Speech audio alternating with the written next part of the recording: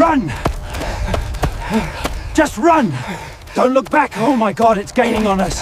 Screams the shorter Homo habilis, his voice cracking with the desperate, high-pitched panic of a creature that has suddenly realized it is no longer at the top of the food chain and, frankly, based on current performance, might not even be in the competitive top 10. Beside him, his companion, clutching a stolen egg the size of a bowling ball, which is now perilously slippery with anxiety-induced sweat, simply wheezes. Can't breathe. My legs are jelly. I think I pulled a hamstring. Does our health insurance cover raptor attacks? As they tear through the scorched, unforgiving scrubland of the Pleistocene savanna, the heat is oppressive, a physical weight pressing down on their skulls, making the very air feel like hot soup in their burning lungs. They are being pursued by a Struthio asiaticus, a prehistoric ostrich ancestor that stands 8 feet tall, possesses thighs like hydraulic presses, capable of denting a Land Rover, and is currently fueled by the singular, incandescent rage of a mother who has just been robbed in broad daylight.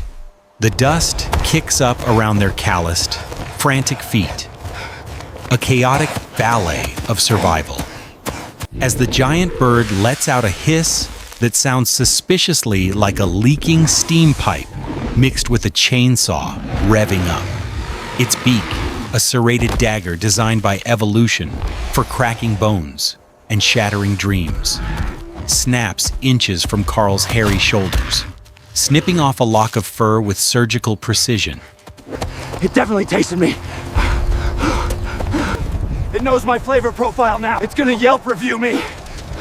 Carl wails, clutching the egg tighter to his chest as if it were his firstborn child, rather than the very specific, oval-shaped reason he is about to die. Throw the egg! Just throw the damn egg, Carl! It's not worth the cholesterol. Lenny shrieks, scrambling over a fallen acacia log with the grace of a drunk toddler trying to navigate a muddy obstacle course. He stumbles, knees scraping against abrasive rock, but fear serves as a fantastic motivator for recovery. But Carl, driven by the classic sunk cost fallacy and a severe protein deficiency that has been plaguing him since last Tuesday, refuses to let go of the prize. It represents calories, it represents victory, and mostly, it represents not admitting to Lenny that this was a terrible idea. To drop it now would be to admit defeat, and Carl would rather be digested than be wrong. It all started, as most catastrophic events in human history do, with a great idea sparked during a moment of dangerous boredom and rumbling stomachs. The plan was deceptively simple. Drafted in the dirt with a stick, Lenny would distract the bird with a rhythmic, interpretive dance which he confidently claimed was hypnotic to avian species based on absolutely zero scientific evidence while Carl grabbed breakfast. They would be back at the tribe in time for grooming hour to brag about their prowess and share the yoke. It was a textbook hunter-gatherer operation, except for the part where they completely underestimated the sprinting speed of a pissed-off dinosaur chicken and vastly overestimated their own cardio fitness. Now, their survival strategy has devolved from stealth and cunning to running blindly in a zigzag pattern, till suddenly, the terrain shifts abruptly. The open, sun-baked savanna vanishes as they burst through a thick, tangled wall of vegetation, vines whipping their faces like angry snakes. They skid to a halt in a sudden clearing, their heels carving deep furrows in the dirt, the ground trembling beneath them not from the bird, but from something far, far heavier and infinitely more grumpy. The vibrations travel up their shins, rattling their very bones. Whoa, okay, time out. Time out. Big thing. Very big thing. Carl yells, nearly colliding with a gray, wrinkled wall of flesh that smells like swamp water. ancient moss and pure, unadulterated aggression. Looming above them is a Dinotherium, a colossal relative of the elephant with downward curving tusks emerging from its chin like the world's most aggressive goatee. The beast is in must, hormonally irritable, sweating testosterone, and frankly, just wants to strip the bark off a tree in peace without small, shrieking primates ruining the vibe. It pauses. A massive eye the size of a dinner plate blinking slowly, possessing the weary, ancient intelligence of a creature that has seen everything and hates all of it. It processes the audacity of these hairless apes invading its personal space with a low, rumbling growl that feels like an earthquake in a subwoofer. The ostrich, blinded by the red mist of maternal fury and lacking the cognitive foresight to check for traffic, bursts through the bushes a split second later. Unable to break on the loose soil, it drifts like a rally car out of control and slams beak first into the Dinotherium's flank. The result is a collision of biological titans, a slapstick tragedy of physics that nature never intended. The elephant trumpets, a sound so loud it vibrates in the Homo habilis' teeth and rattles their rib cages like a bass drop at a dubstep concert, and swings its massive trunk with the force of a wrecking ball. It swats the giant bird aside as if it were a mild annoyance rather than a terrifying predator, sending feathers exploding into the air like a pillow fight gone wrong inside a tornado. Holy crap, did you see that? That was cinematic. We need to invent cameras immediately, Lenny gasps, blending perfectly into a shrub and momentarily forgetting he is prey.